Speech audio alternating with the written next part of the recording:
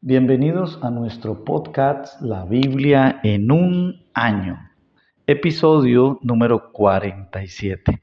El título de hoy es Pon primero lo primero. Muy poco después de casarnos, mi esposa Pipa y yo asistimos a un fin de semana de formación matrimonial. Durante aquellos días dieron una sesión sobre las prioridades. Para ellos nos repartieron 5 tarjetas, cada una con una palabra escrita. Las palabras eran las siguientes: trabajo, Dios, ministerio, esposo, esposa e hijos. Se nos pidió que la clasificáramos por orden de prioridad. Viéndolo en retrospectiva, ahora me doy cuenta de que había clasificado todas en un orden completamente equivocado. Pues puse Dios primero, al menos acerté en esa, era muy obvia. Y después ministerio, después esposa, luego trabajo y finalmente hijos. Creo que coloqué a los hijos por último porque en ese tiempo no teníamos. Al examinar las prioridades con las personas que facilitaban el fin de semana, me quedó muy claro que el orden correcto de las prioridades siempre debe ser: primero Dios, por encima de todo; segundo, mi esposa, ella es mi llamado primordial; tercero, mis hijos; cuarto, mi trabajo; quinto, mi ministerio, al que, aunque obviamente sea muy importante, no se le debe permitir desplazar las responsabilidades primordiales de mi vida. Como lo expresó el filósofo Goethe, las cosas que de verdad importan nunca deben estar supeditadas a las cosas que importan menos. Por lo tanto, pon primero lo primero. Las cosas que más importan a Dios deben ocupar el primer lugar en nuestras vidas. Vamos a hacer una lectura y vamos a leer Salmos capítulo 22. Vamos a leer versículos del 12 hasta el 21 en la Nueva Traducción Viviente.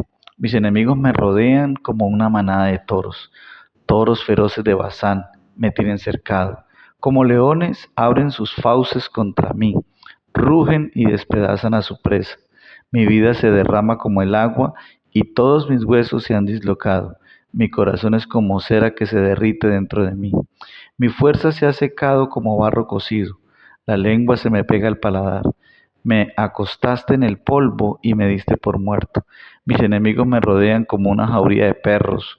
Una pandilla de malvados me acorrala. Han atravesado mis manos y mis pies. Puedo contar cada uno de mis huesos. Mis enemigos me miran fijamente y se regodean. Se reparten mi vestimenta entre ellos y tiran los dados por mi ropa.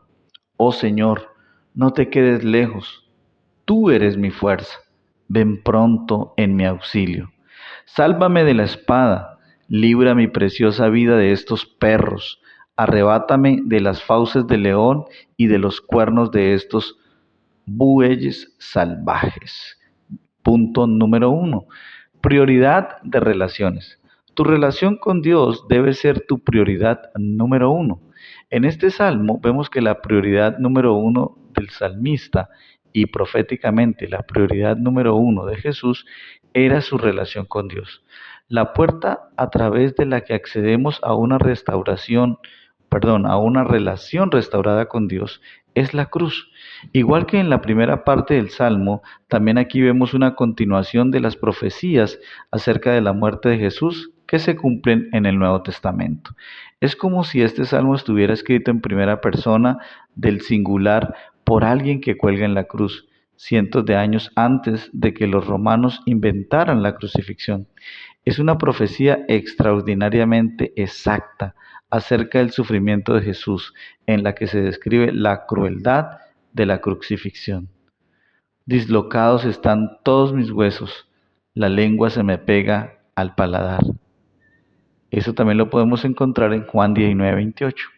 Me han traspasado mis manos y los pies. Juan 19:37 también lo podemos comparar. Me han cercado una banda de malvados. Puedo contar todos mis huesos. Con satisfacción perversa, la gente se detiene a mirarme. Está ahí en el versículo 16 y 17 del Salmo 22 y lo encontramos también en Lucas 22, 23 del 17 y 35. Se reparten entre ellos mis vestidos y sobre mi ropa echan suertes. Salmo 22, 18 y San Juan 19, 23 y 24. Como vimos ayer, el sufrimiento de Jesús en la cruz fue muchísimo mayor que el horror mismo de la crucifixión. Cargó nuestras culpas y fue abandonado por Dios por nuestra causa. Lo dice en el Salmo 22:1. Jesús murió para que pudiera ser restaurado a una relación con Dios. Cuando leemos esto, nos inspira a que hagamos una oración. Gracias, Padre, porque una relación restaurada contigo por un medio de la cruz era tan prioritaria que la planeaste desde toda la eternidad. Gracias, mi Señor Jesús, porque pasaste por la agonía de la crucifixión para que mi relación con Dios pudiera ser restaurada. Vamos a leer ahora San Marcos capítulo 1, versículos del 29 al 45 y continuamos en la Nueva Traducción Viviente. Después salió Jesús de la sinagoga con Santiago y Juan y fueron a la casa de Simón y Andrés. Resulta que la suegra de Simón estaba enferma en cama con mucha fiebre. Se lo contaron a Jesús de inmediato. Él se acercó a la cama, la tomó de la mano y la ayudó a sentarse. Entonces la fiebre se fue y ella les preparó una comida. Esa tarde, después de la puesta del sol, le llevaron a Jesús muchos enfermos y endemoniados. El pueblo entero se juntó en la puerta para mirar. Entonces Jesús sanó a mucha gente que padecía de diversas enfermedades y expulsó a muchos demonios, pero como los demonios sabían quién era Él, no los dejó hablar. A la mañana siguiente, antes del amanecer, Jesús se levantó y fue a un lugar aislado para orar. Más tarde, Simón y los otros salieron a buscarlo. Cuando lo encontraron, le dijeron, todos te están buscando. Jesús les respondió, debemos seguir adelante e ir a otras ciudades, y en ellas también predicaré, porque para eso he venido. Así que recorrió toda la región de Galilea, predicando en las sinagogas y expulsando demonios. Un hombre con lepra se acercó, se arrodilló ante Jesús y le suplicó que lo sanara. Si tú quieres, puedes sanarme y dejarme limpio, dijo. Movido a compasión, Jesús extendió la mano y lo tocó. Sí quiero, dijo, queda sano. Al instante la lepra desapareció y el hombre quedó sano. Entonces Jesús lo despidió con una firme advertencia. No se lo cuentes a nadie. En cambio, preséntate ante el sacerdote y deja que te examine. Lleva contigo la ofrenda que exige la ley de Moisés a los que son sanados de lepra. Esto será un testimonio público de que has quedado limpio. Pero el hombre hizo correr la voz proclamando a todos lo que había sucedido. Como resultado, grandes multitudes pronto rodearon a Jesús, de modo que ya no pudo entrar abiertamente en ninguna ciudad. Tenía que quedarse en lugares apartados, pero aún así gente de todas partes seguía acudiendo a él. Vamos a leer ahora el capítulo 2 de San Marcos. Cuando Jesús regresó a Capernaum, varios días después, enseguida corrió la voz de que había vuelto a casa. Pronto la casa donde se hospedaba estaba tan llena de visitas que no había lugar ni siquiera frente a la puerta. Mientras él les predicaba la palabra de Dios, llegaron 4 hombres cargando a un paralítico en una camilla. Como no podían llevarlo hasta Jesús, debido a la multitud, abrieron un agujero en el techo, encima de donde estaba Jesús. Luego bajaron al hombre en la camilla, justo delante de Jesús. Al ver la fe de ellos, Jesús le dijo al paralítico, Hijo mío, tus pecados son perdonados. Algunos de los maestros de la ley religiosa que estaban allí sentados pensaron, ¿qué es lo que dice? Es una blasfemia. Solo Dios puede perdonar pecados. En ese mismo instante Jesús supo lo que pensaban, así que les preguntó, ¿por qué cuestionan eso en su corazón? ¿Qué es más fácil decirle al paralítico? ¿Tus pecados te son perdonados? O ponte de pie, toma tu camilla y camina. Así que les demostraré que el Hijo del Hombre tiene autoridad en la tierra para perdonar pecados. Entonces Jesús miró al paralítico y le dijo, ponte de pie, toma tu camilla y vete a tu casa. Y el hombre se levantó de un salto, tomó su camilla y salió caminando entre los espectadores que habían quedado atónitos. Todos estaban asombrados y alababan a Dios exclamando, jamás hemos visto algo así. Entonces Jesús salió de nuevo a la orilla del lago y enseñó a las multitudes que se acercaban a él. Mientras caminaba, vio a Leví, hijo de Alfeo, sentado en su cabina de cobrador de impuestos. Sígueme y sé mi discípulo, le dijo Jesús. Entonces Leví se levantó y lo siguió.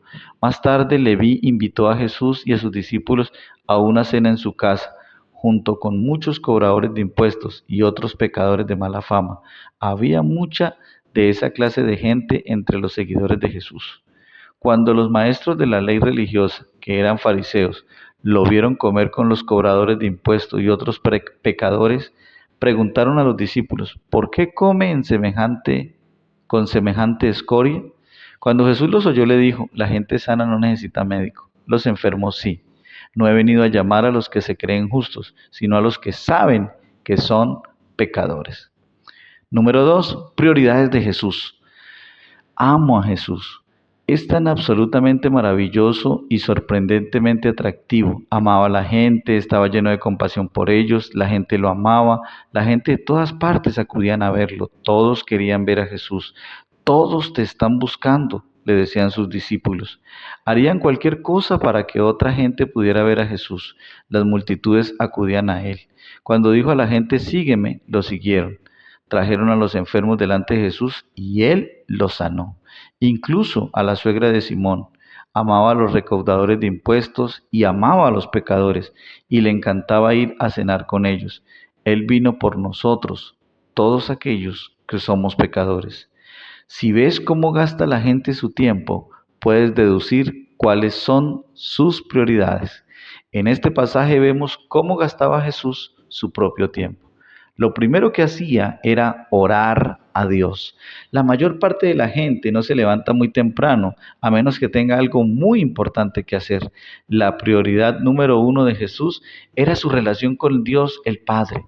Muy de madrugada, cuando todavía estaba muy oscuro, Jesús se levantó, salió de la casa y se fue a un lugar solitario donde se puso a orar. Versículo 35.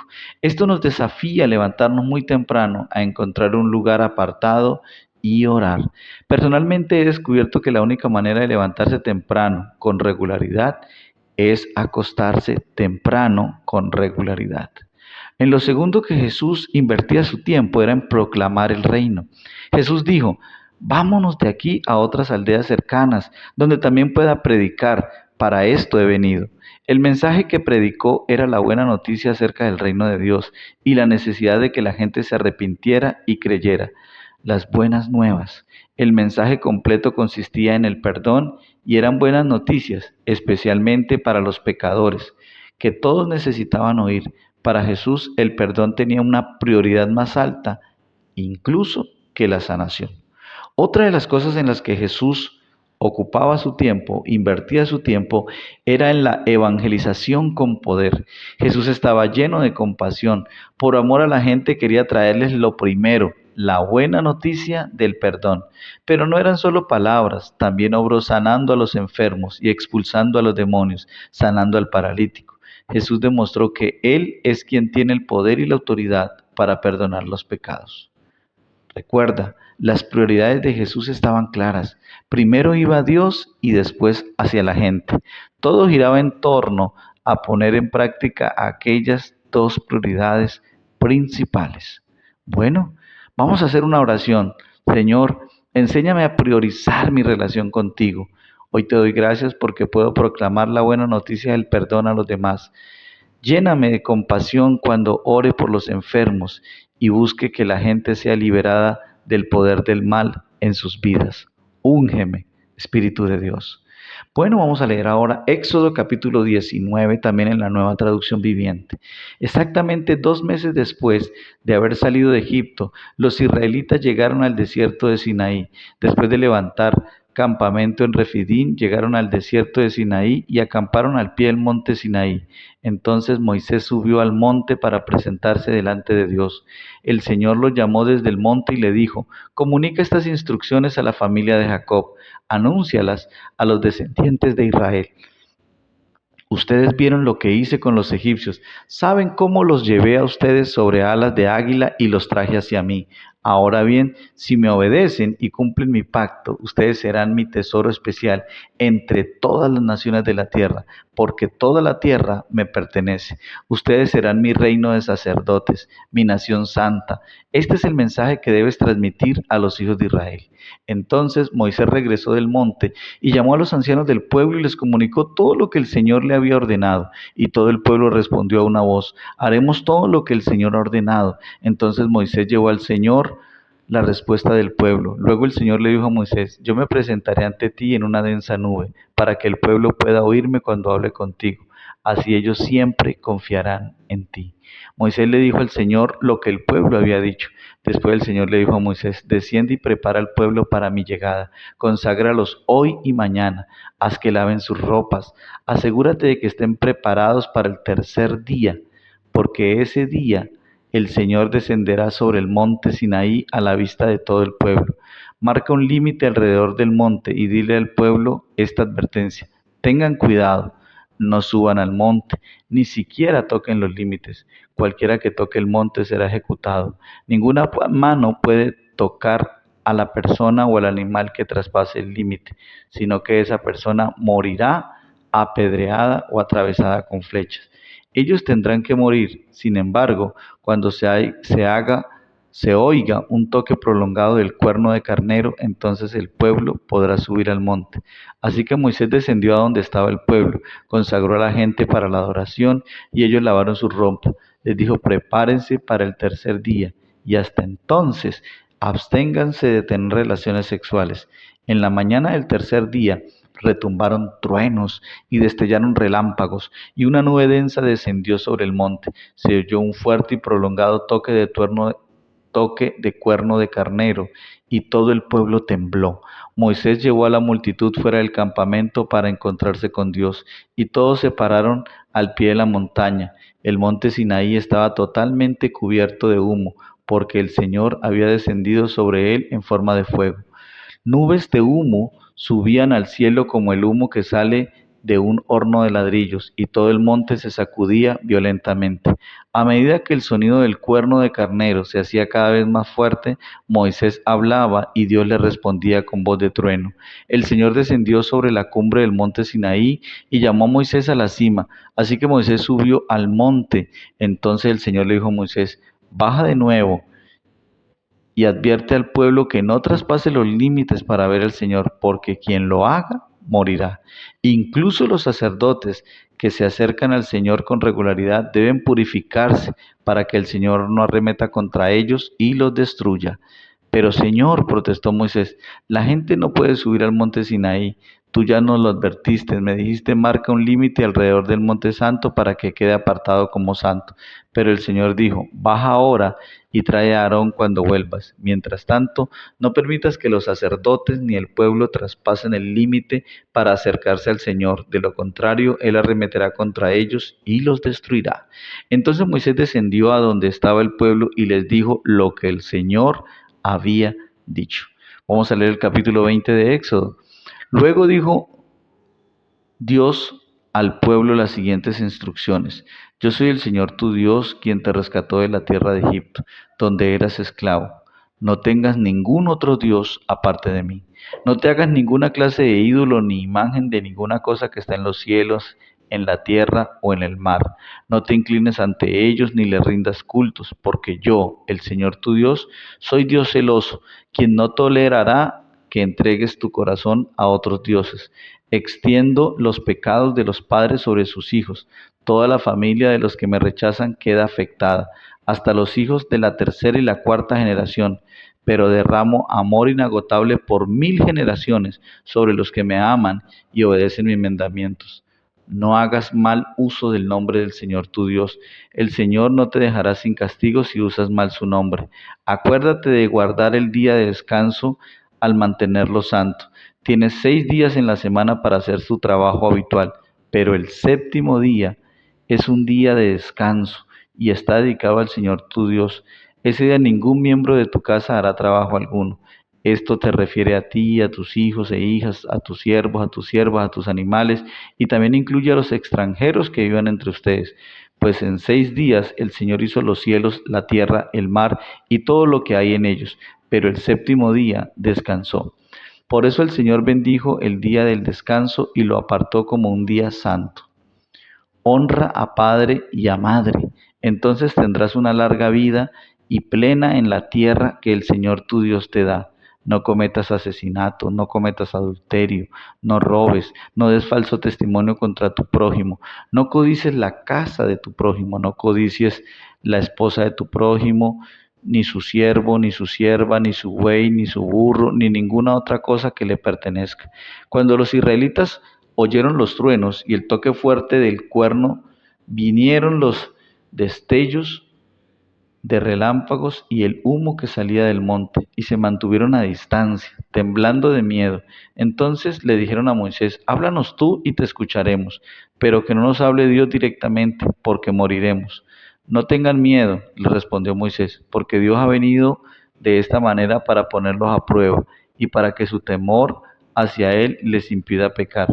Así que el pueblo se mantuvo a distancia, pero Moisés se acercó a la nube oscura donde estaba Dios. Entonces el Señor le dijo a Moisés: dile al pueblo que Israel, dile al pueblo de Israel lo siguiente: ustedes han visto con sus propios ojos que les hablé desde el cielo. Recuerden que no deben hacer ningún ídolo, ni de plata ni de oro, que compita conmigo. Háganme un altar de tierra y ofrézcanme sus sacrificios, sus ofrendas quemadas, sus ofrendas de paz, sus ovejas y cabras y su ganado. Constrúyanme un altar donde yo determine que recuerden mi nombre, y allí me presentaré ante ustedes y los bendeciré. Si usan piedras para construir un altar, que sean piedras enteras y en su forma original. No den forma a las piedras con ninguna herramienta, pues eso haría que el altar fuera indigno de un uso santo. No suban escalones para acercarse a mi altar. Si lo hacen, alguien podría mirarles bajo la ropa y ver su desnudez. Punto número 3. Prioridad del amor. Aunque Dios te invita a entrar en la intimidad con Él, nunca olvides la maravilla de su santidad y su poder. Dios siente pasión por ti y por lo tanto no te permitirá ser menos de lo que puedes ser. Quiere que aprendamos la santidad de Él. Desde Éxodo 19 hasta Números 10:10, los israelitas se quedan en el mismo sitio, aprendiendo cómo ser el pueblo de Dios. Empiezan por aprender la santidad y el poder de Dios. Ni siquiera pueden tocar la montaña donde reside su presencia. Después Dios les manifiesta cuáles han de ser sus prioridades por medio de los 10 mandamientos. Recuerda, Dios te ama. El contexto está en Éxodo 22. Yo soy el Señor tu Dios, yo te saqué de Egipto, el país donde eras esclavo. Dios es un Dios que muestra amor por 1000 generaciones. Anteriormente en el pasaje ya vemos imágenes de su amor. Dios dice: los he traído hacia mí como sobre alas de águila. Proclama: serán mi propiedad exclusiva, ustedes serán para mí. Nuestro amor es una respuesta al amor de Dios. El contexto de los 10 mandamientos es el amor de Dios por ti. Algunas personas se olvidan de este hecho y los ven solamente como un conjunto de reglas. Dios da los mandamientos como un acto de amor por nosotros, y hemos de obedecerlos como un acto de amor por Dios. También recuerda: ama a Dios. Los primeros 4 mandamientos tratan de cómo respondemos al amor de Dios amándolo a Él. Nosotros amamos a Dios porque Él nos amó primero. Primera epístola del apóstol Juan, capítulo 4, versículo 19. Nuestro amor tiene que ser exclusivo, respetuoso, y se demuestra al apartar tiempo para estar con Él. Ama a los demás. Los últimos 6 mandamientos tratan de nuestro amor por los demás, nuestras familias, nuestro cónyuge y nuestros prójimos. Recuerda: no mates, no cometas adulterio, no robes, no des falso testimonio en contra de tu prójimo, no codicies la casa de tu prójimo, no codicies su esposa, ni su esclavo, ni su esclava, ni su buey, ni su burro, ni nada que le pertenezca. Jesús resumió así: ama al Señor tu Dios con todo tu corazón, con todo tu ser y con toda tu mente. Este es el primero y el más importante de los mandamientos. El segundo se parece a este: ama a tu prójimo como a ti mismo. De estos dos mandamientos dependen toda la ley y los profetas. Mateo 22, 37 al 40. Los mandamientos no fueron dados como una escalera para que el pueblo subiera hasta la presencia de Dios. Más bien, eran una hoja de ruta dada por Dios para que aquellos que ya habían conocido la gracia y la redención de Dios no se te dan para restringir tu libertad, sino para salvaguardarla. Te ayudan a disfrutar la libertad de vivir en una relación con Dios, mostrándote cómo vivir una vida santa, al igual que Dios es santo. Tu amor por Dios mana del amor de Dios y es una respuesta al amor de Dios por ti. Por lo tanto, vamos a orar. Padre Celestial, hoy te alabo con reverencia y admiración. Gracias porque me llevas en alas de águila hasta ti. Gracias porque dices que yo soy una posesión preciosa. Ayúdame a hacer que mi prioridad número uno sea adorarte y amarte con todo mi corazón, con toda mi alma y con toda mi mente. Ayúdame a amar a los demás incondicionalmente, de la manera en que tú me amas. La pastora Pipa Gumbel hace énfasis en que en Marcos capítulo 1, versículo 35, y dice así: las palabras muy de madrugada suponen todo un reto para mí. No se me dan bien las mañanas, y menos aún cuando todavía está oscuro. La tentación de quedarse un ratito más en el calor de la cama es muy difícil de resistir, pero me doy cuenta de que es el mejor momento para encontrar un rato de paz ininterrumpida. Si Jesús se levantaba temprano para orar, al menos debo hacer lo mismo. Recuerda que este devocional es escrito por el pastor Nicky Gumbel de la iglesia HTB en Londres y la voz de este podcast es de Luis Alfonso González. Bendiciones.